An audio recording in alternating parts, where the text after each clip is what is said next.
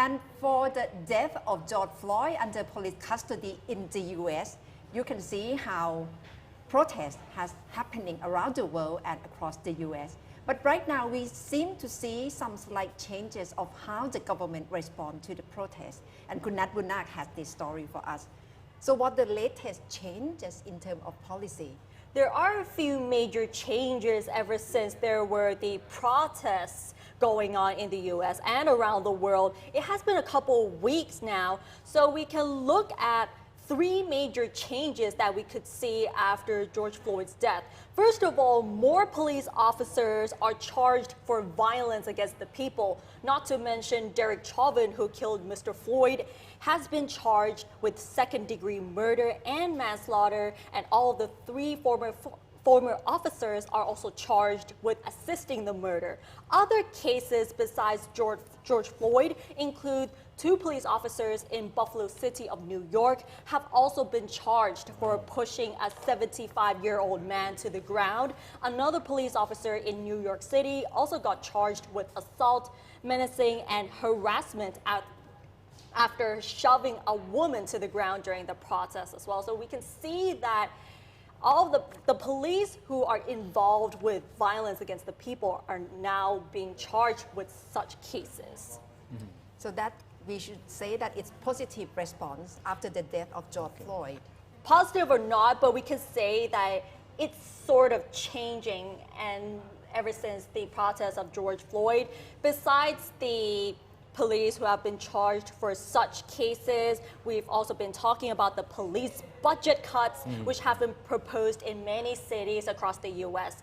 Besides the Minneapolis that are proposing to disband the police, the mayor of LA also proposed a budget cut from the police department, as well as New York City councilors that proposed a budget cut from the police and all agencies. Mayors in other cities such as Boston and Seattle also said that they are considering budget cuts as well.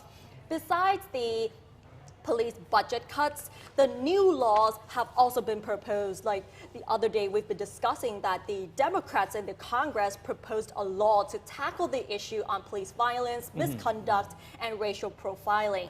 A little bit of a recap, the new law proposed to ban chokeholds, require federal officers to wear body cameras, and increase the independent oversight over police departments, as well as limiting the sales of military weapons to the police. Yes, certainly these proposed changes are most welcome to most Americans, I believe.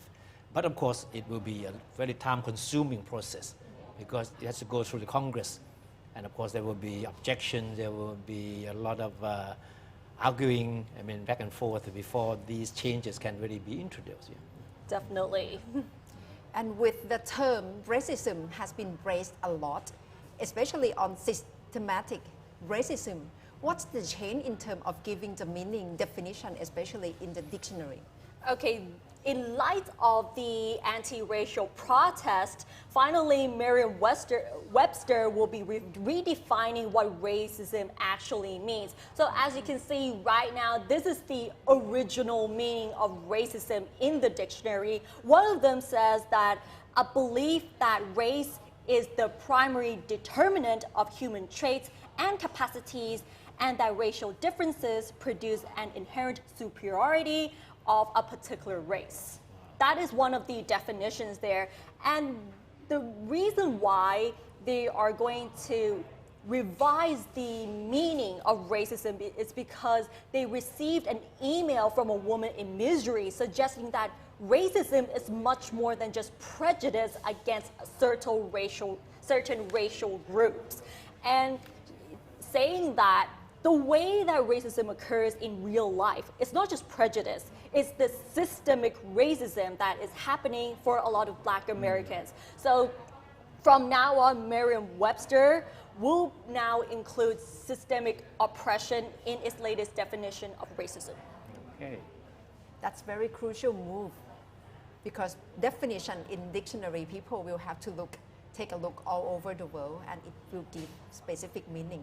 Exactly, because the definition of racism, it's based on what you're seeing here is like, it's more on the surface, but when you look at the historical context or the social context, it has more complexities to it.